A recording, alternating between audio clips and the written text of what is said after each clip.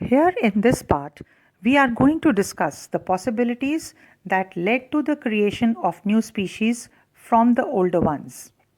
But before that, we must know what do we mean by species.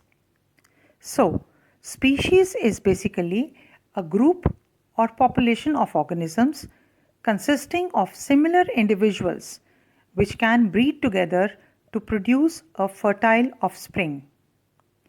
In the example of beetles that we saw previously, there was a change in color in one progeny, that is, from red to green. But there was no creation of entire new species, as this different colored beetle could still reproduce with the old ones. It's not like this. Due to the change in color, it cannot mate with other beetles. So here there was no formation of new species, but there was a small change in the same species.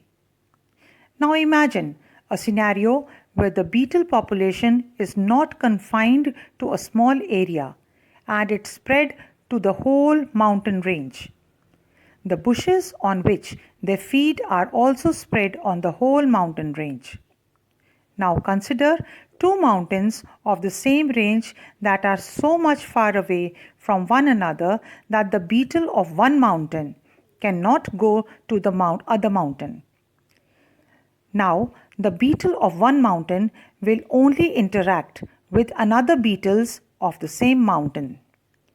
So, it is most likely that the beetle will reproduce with one another only except in a very rare case in which some adventurous beetle happens to reach the other mountain. But this possibility also reduces if a river is flowing between the two mountains. A similar kind of change takes place in the second range of mountains.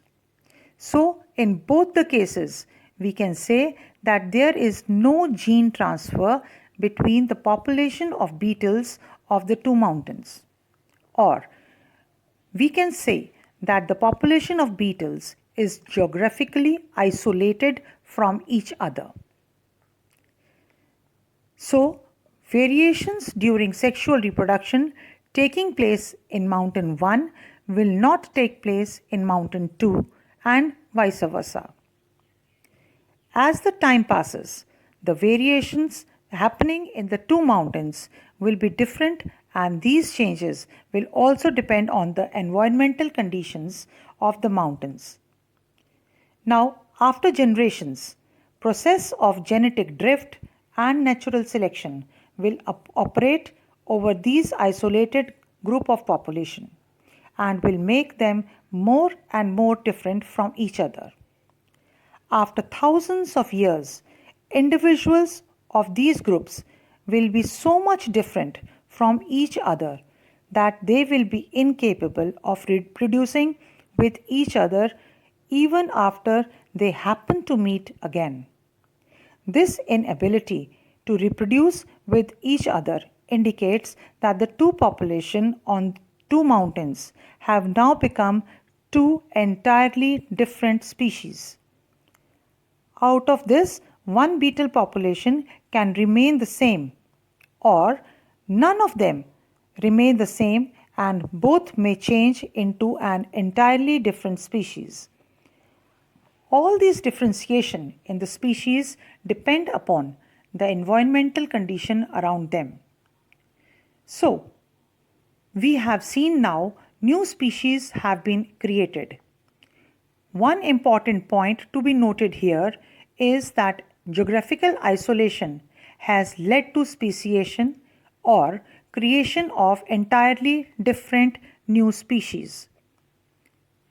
We can now summarize that the process by which new species develop from the existing species is known as speciation, and the factors that lead to speciation are genetic variations, natural selection, genetic drift, and geographical isolation.